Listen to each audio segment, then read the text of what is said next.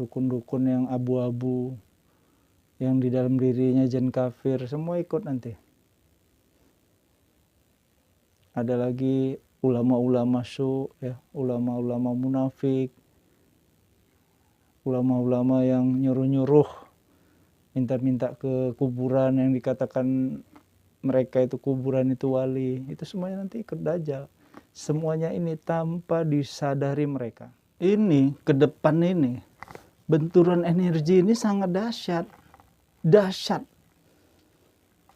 Saya berapa hari yang lalu ada mimpi. Jadi mimpi itu, di dalam mimpi saya itu apartemen jatuh di depan saya. Udah tumbang apartemennya itu. Gedung-gedung perkantoran. Terus di belakang saya nama Pak Rusun gitu. Nah itu jatuh di belakang saya. Itu saya pas lagi di warung tenda itu. Assalamualaikum warahmatullahi wabarakatuh. Apa kabar saudaraku? Sehat-sehat ya. Semoga kita diberikan rezeki dan kemuliaan oleh Allah Azza wa Jalla. Kali ini kita membahas tentang Dajjal. Kapan Dajjal keluar? Kan seperti itu ya. Kalau ulama-ulama akhir zaman dan banyak lagi ya, tokoh-tokoh kayak spiritualis, terus ulama-ulama mengatakan sudah keluar. Tidak, saudaraku. Mereka tidak paham berarti. Dajjal itu mempunyai kekuatan yang sangat luar biasa. Melebihi dari hipnotis itu kan. Itu kan hanya ruang lingkupnya kecil. Ini ruang lingkupnya ini seluruh dunia walaupun dia terpenjara. Walaupun dia terpenjara, tapi dia bisa menghipnotis seluruh manusia di dunia ini. Seperti itu. Dan Dajjal akan keluar, dia sudah terlepas di tanggal 29 September. Sekarang ini tanggal 25. Nah, di tanggal 29 September, akhir September kan ya. Nah, di ujung akhir September ini dia sudah terlepas. Siap-siaplah kalian semua. Ujian hidup kita ini akan semakin sangat luar biasa sedihnya. Ya, siap-siaplah semuanya. Untuk dirimu, untuk keluargamu. Bukan hanya di Nusantara, di seluruh dunia. Untuk seluruh umat dunia. Dan kalian semua sudah telat. Mau melakukan apapun sudah tidak bisa. Sudah telat. Hanya ini. Kekuatannya itu hanya di sini, ke sana. Dajjal ini kekuatannya bukan kayak ini dukun-dukun di Nusantara ini kan. Nggak ada. Mereka-mereka ini juga nanti jadi bakal pengikut kok. Terutama itu dukun-dukun yang abu-abu, yang di dalam dirinya jin kafir, semua ikut nanti. Ada lagi ulama-ulama ya, ulama-ulama munafik, ulama-ulama yang nyuruh-nyuruh, minta-minta ke kuburan yang dikatakan mereka itu kuburan itu wali, itu semuanya nanti ikut Dajjal. Semuanya ini tanpa disadari mereka. Begitulah. Manusia-manusia yang menjalani hidupnya, misalnya senang-senang ke diskotik, manusia pejinah. Ya, pejinah itu apa aja lah ya, baik di LGBT, manusia-manusia yang senang selingkuh. Pokoknya yang berbuat bejat semuanya akan ikut dia semuanya. Banyak nggak di dunia ini? Banyak sekali. Seperti itu ya. Apalagi ulama abu-abu, pemerintah yang abu-abu, tidak memikirkan rakyat, hanya memikirkan diri sendiri dan kelompoknya ikut sama dia, ikut serta. Jadi nanti ke depan ini kalian lihatlah, mengerikan sekali, mengerikan. Jadi Dajjal itu kalau lihat manusia, ya, Dajjal ini kan udah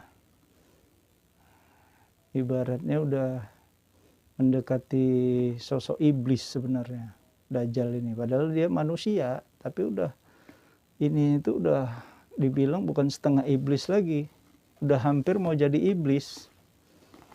Tapi dia hidup di dunia manusia ini karena memang kita sudah mau selesai nih, udah di ujung akhir zaman kita ini.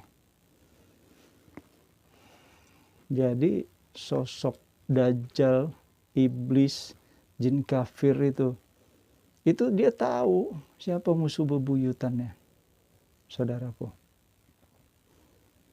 Ulama-ulama ini, seluruh para habib itu bukan musuh dia tahu itu. Para ulama-ulama munafik, ulama habib-habib itu, dia tahu. Mereka ini nggak bercahaya semua. Dia tahu siapa yang bercahaya. Iblis dan Dajjal itu, ya, lihatnya itu siapa yang bercahaya. Walaupun kamu nanti ngakunya Imam Mahdi, ya, ngaku Imam Mahdi, diketawain kau sama dia. Ngaku-ngaku Imam Mahdi, ngaku-ngaku Satrio Piningit, diketawai sama dia. Kenapa? Karena dia tahu yang sesungguhnya itu siapa. Imam Mahdi kekasih Allah itu siapa? Dia tahu. Kalian semua nanti akan jadi pengikutnya. Makanya lah saya sudah buatkan videonya kemarin. Ada di Jakarta, ya, istana goib yang sangat besar di Jakarta ini. Memang jutaan manusia di Jakarta nggak tahu. Tapi ada istana goib yang di situ, di dalamnya itu, kalau di luarnya dijaga sama malaikat, 130.000 malaikat. Di dalamnya ada para roh suci yang dulunya punya pengikut, yang sangat ingin menyampaikan kepada umatnya, ayo umatku, kembalilah ke jalan Allah. Seperti itu. Dan di bulan September ini, sekitar seminggu yang lalu, di malam Jumat, roh suci Nabi Sulaiman sudah bersama kita di sini, di kerajaan goib ini, di Jakarta ini. Kalian tahu nggak? Kalian nggak tahu karena kalian kan terhijab. Mana bisa kalian tahu? Jangankan kalian, orang-orang biasa, setingkat kiai-kiai yang ngakunya titelnya kiai aja dia nggak bisa lihat, nggak mampu dia, tapi sok-sokan menyatakan dirinya kiai, nyatakan dirinya wali, seperti itu. Memang Rasulullah sih sudah menyatakan ilmu itu sudah diangkat. Jadi seperti itu ya saudaraku. Makanya lah ruh suci Nabi Sulaiman itu diturunkan. Karena apa? Karena September ini, di ujung September ini, Dajjal itu sudah lepas. Semua roh suci, leluhur, semua jin-jin muslim, ini semuanya udah siaga satu. Di atas siaga satu ada lagi nggak? Kalau ada lagi, nah itulah. Bukan siaga satu lagi, udah. Ibaratnya itu di dunia goib itu udah ada pergerakan dikit bertempur itu. Makanya sekarang seluruh kerajaan ini saya sampaikan aja nih sekarang. Saya buka ini sekarang. Seluruh raja-raja, ratu-ratu, jin muslim ini udah siap siaga. Ada pergerakan bertempur. Makanya ini nggak boleh sekarang ini, nggak boleh ada yang keluar dari istananya sekarang, jin-jin muslim ini. Memang seperti itu. Saya ada menikah ya, yang diizinkan Allah nih dengan dua cucunya Ratu Balkis ya, ada dua ini, dan mereka ini punya kerajaannya masing-masing di Sabah sana. Ini yang tadinya bisa ke tempat saya sekali-sekali berkunjung, mereka ini udah nggak bisa lagi, udah tak diizinkan Allah. Seperti itu di Istana Goib ini di Jakarta ini. Ini juga hati-hati, mau keluar juga nggak sembarangan. Saya juga dikawal kok. Memang kalian nggak ngelihat yang ngawal saya, kalian nggak bisa lihat. Tapi begitulah keadaannya sekarang, udah sangat mengerikan. Jadi kalau terjadi pertempuran, terjadilah guncangan di dunia manusia, bumi ini ya. Ya bisa jadi kayak gempa. Kalau cuman hanya angin-angin puting beliung itu benturan energi yang masih kecil. Kalau gempa ini kan masih, kalau skala Richternya 4 itu masih kecil, kadang 3 gitu kan, di bawah itu masih kecil. Kalau sudah di angka 7 ke atas, nah itu baru besar. Bisa nggak terjadi 20 skala Richter? Bisa, siapa bilang nggak bisa? Dulu masa lalu itu, masa lampau kan pernah kan terjadi tenggelamnya suatu peradaban, itu berapa skala Richter? Coba. Kalau hanya 9-10 skala Richter, nggak bisa bumi ini tenggelam ke laut. Hanya guncangan biasa aja. Kayak di Aceh itu kan, hampir 10. Menyebabkan akhirnya tsunami. Berapa puluh meter tuh waktu itu. Tapi kalau ini sangat mengerikan saudaraku. Nggak main-main ini. Ini sangat mengerikan. Makanya lah kalian harus rajin-rajin zikir. Rajin-rajin zikir, ikutin.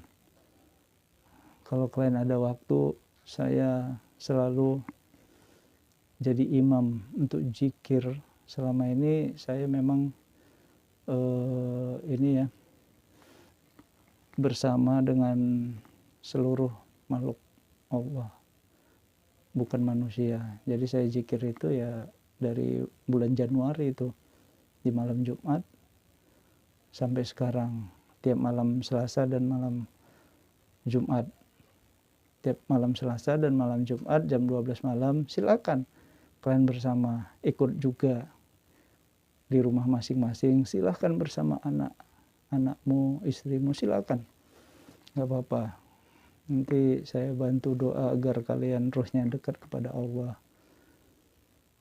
Tiap malam Jumat, Ibu Ratu Kidul, bukan Nyi Roro Kidul ya, Ibu Ratu Kidul bersama saya juga, ruh-ruh leluhur, baik di Nusantara, di luar juga, di luar Nusantara, bersama saya juga, berzikir bersama-sama. Dan setelah berzikir itu ya, sukma saya itu diperjalankan Allah ke Mekah. Tiap malam Jumat saya dari Januari kemarin sampai saat ini, saya sukmanya selalu ke Mekah, kayak gitu. Dan waktu di bulan 1 Muharram ya, 1 Muharram kemarin itu, biasanya saya kan di luar Ka'bah tuh sukmanya.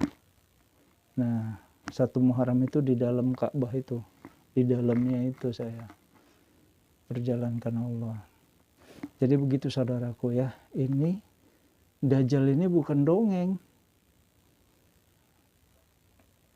Kiamat ini juga bukan dongeng.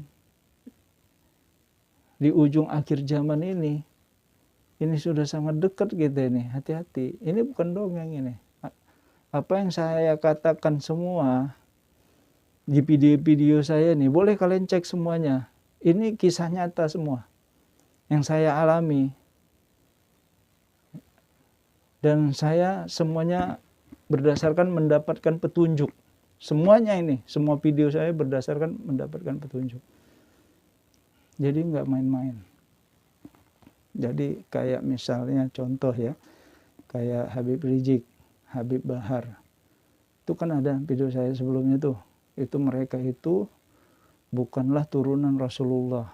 Dan itu saya dapatkan memang langsung dari petunjuk Allah, bukan dari tesis-tesis, bukan. Kayak gitu. Dan mereka juga berdua ini saya kasih contoh aja nih, sudah tercatat sebagai penghuni neraka jahanam.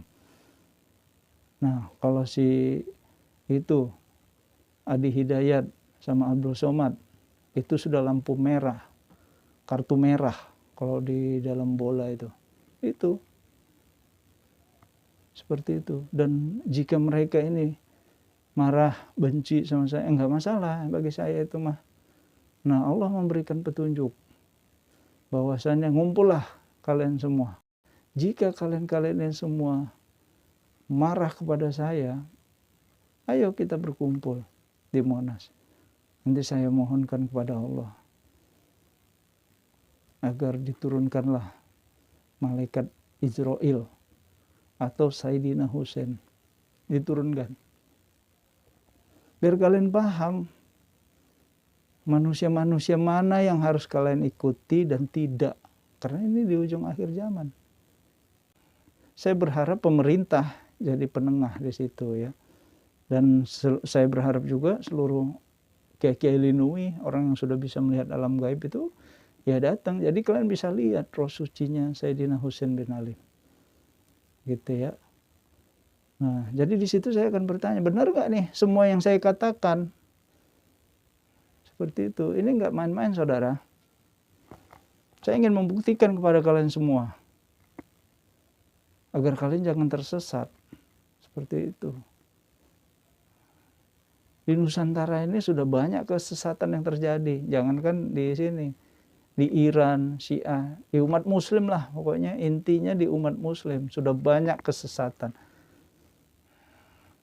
Padahal ya di sana, di Iran sana, itu saya sudah mendapatkan petunjuk loh. Rasulullah akan turun di sana. Kan sangat luar biasa itu. Makanya siapa yang lihat video ini, ya, bawa saya ke sana. Kalian dimuliakan Allah loh. Bawa ke sana. Bawa saya ke sana, saya memohon kepada Allah agar Rasulullah turun di Iran dan bisa menyampaikan kepada umatnya. Kalian ini keliru loh. Jalanin hidup kayak gini. Bilang apa? Syiah itu kan bilang kalau sahabat Rasulullah itu ada di neraka, Aisyah ada di neraka. Terus ada itu ulamanya bilang Allah itu selalu apa itu ziarah di kuburannya Sayyidina Husain. Ajaran apa kayak gitu coba? Kalau Allah turun ke bumi kita ini ya, hancur bumi ini. Orang-orang Syiah itu ya, leluhurnya. Makanya yang sekarang ini tersesat. Leluhurnya disesatkan iblis, ya kan? Leluhurnya ini disesatkan iblis, leluhur Syiah ini. Nah, yang sekarang ini manusia sekarang ya jadi tersesat, kan seperti itu. Bukan mau memperbaiki, nggak ada kan ulama-ulama yang memperbaikinya.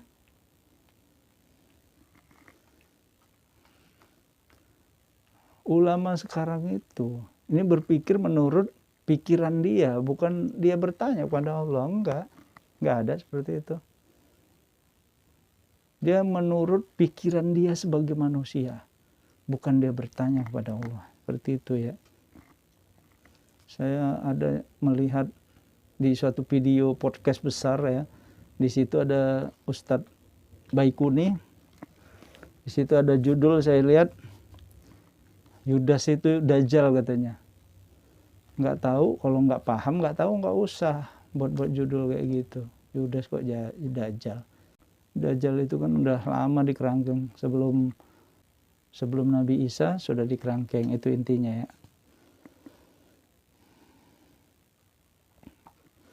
Jadi kita kembali lagi, siapa-siapa saja yang jadi pengikutnya Dajjal.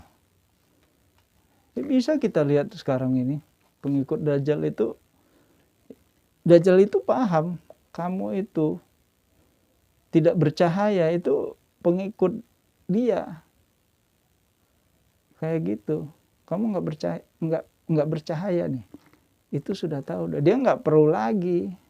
Nggak perlu dia capek-capek mempengaruhi kamu, nggak perlu. Karena dia tahu, ini udah jadi pengikut saya. Saya buka aja ini ya.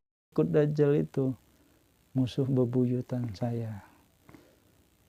Orang Israel itu, dukun-dukunnya itu sudah tahu sebenarnya Indonesia ini ada musuh bebuyutannya, dukun-dukunnya Israel. Itu sudah tahu. Kenapa?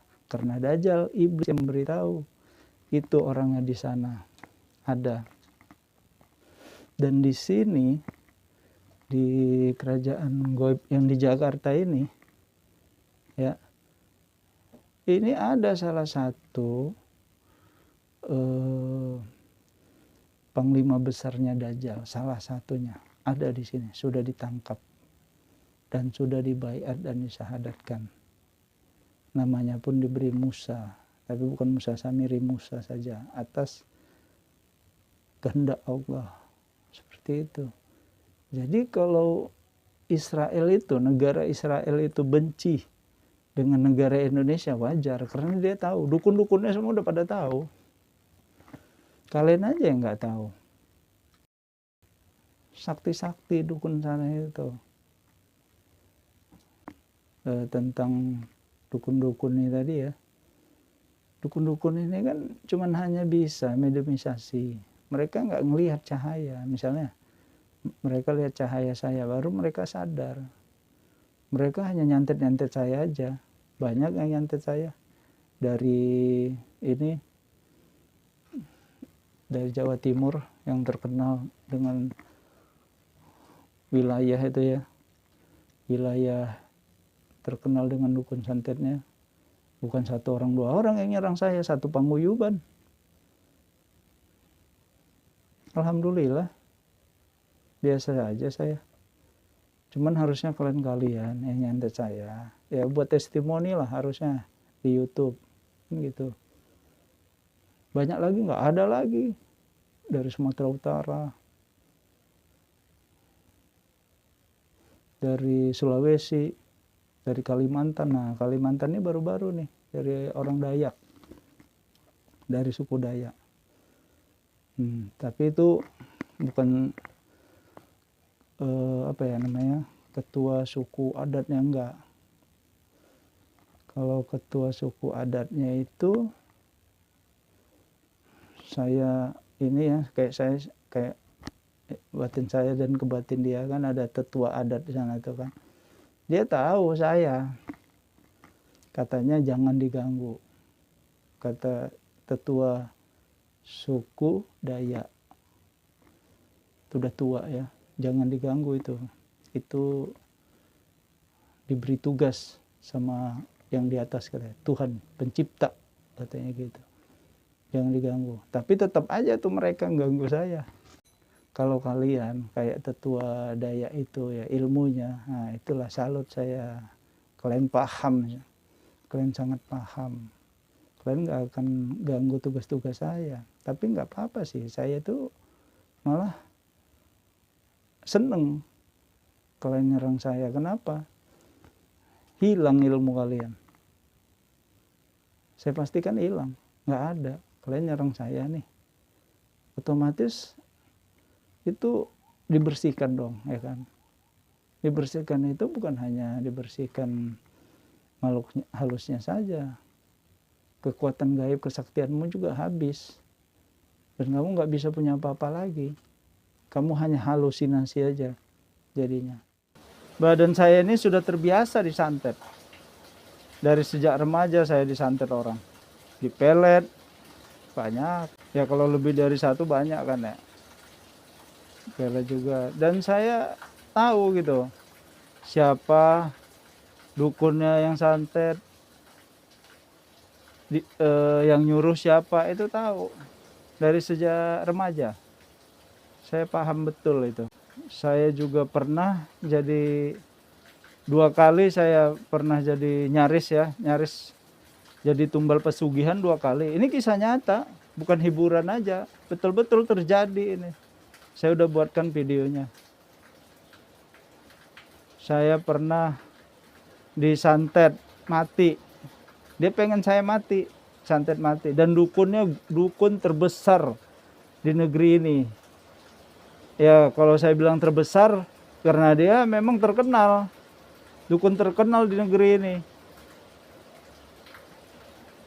Pada badan saya setelah sholat maghrib, sakit, nggak enak badan saya.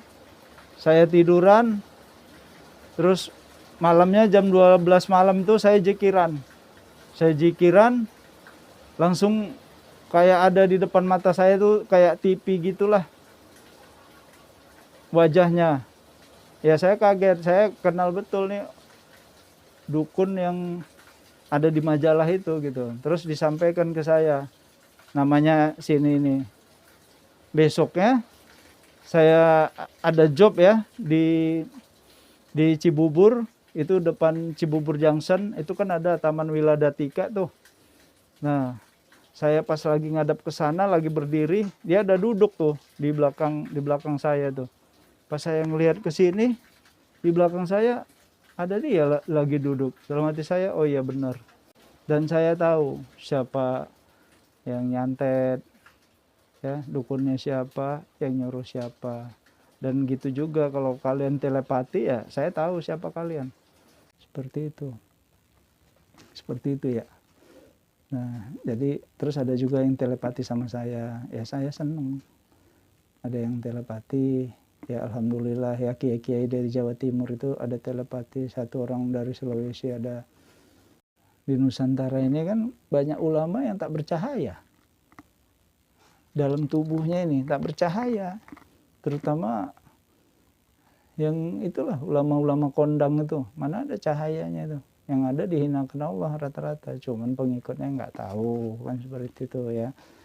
Yang dihinakan juga ada kok, cuman dia tidak sadari kan, seperti itu.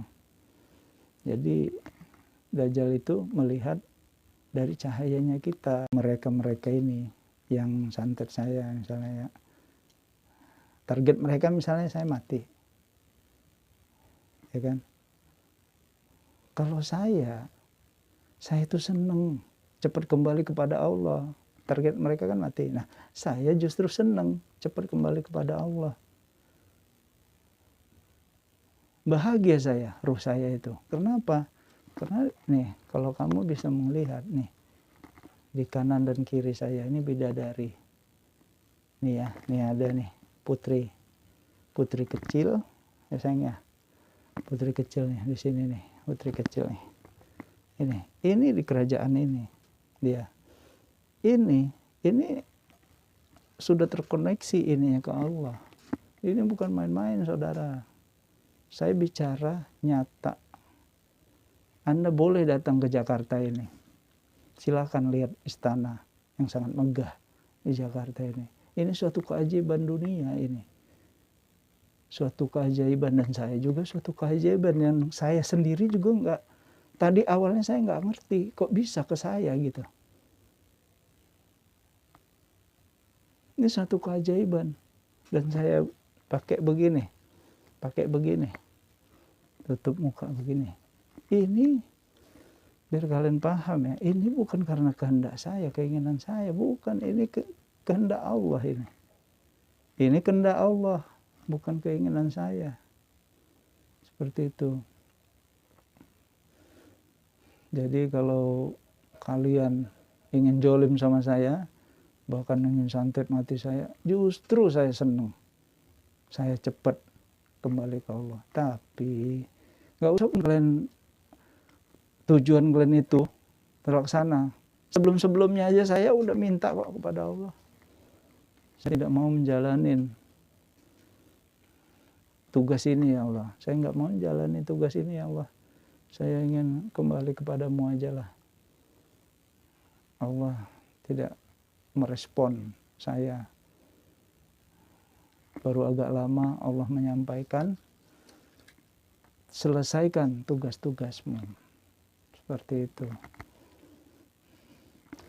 Jadi saudaraku, semuanya kembali kepada diri kalian, keimanan kalian, dan adanya hidayah yang turun dari Allah. Semuanya terserah kalian.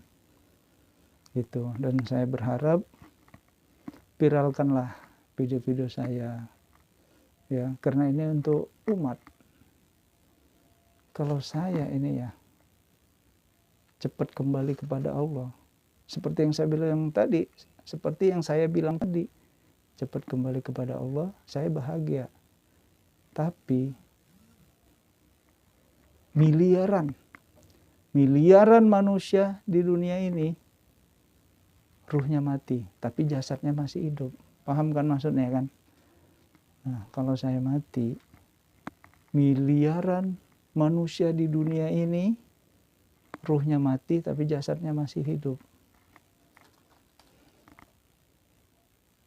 Gitu ya kira-kira. Hanya ini yang bisa saya sampaikan, wahai saudaraku. Assalamualaikum warahmatullahi wabarakatuh.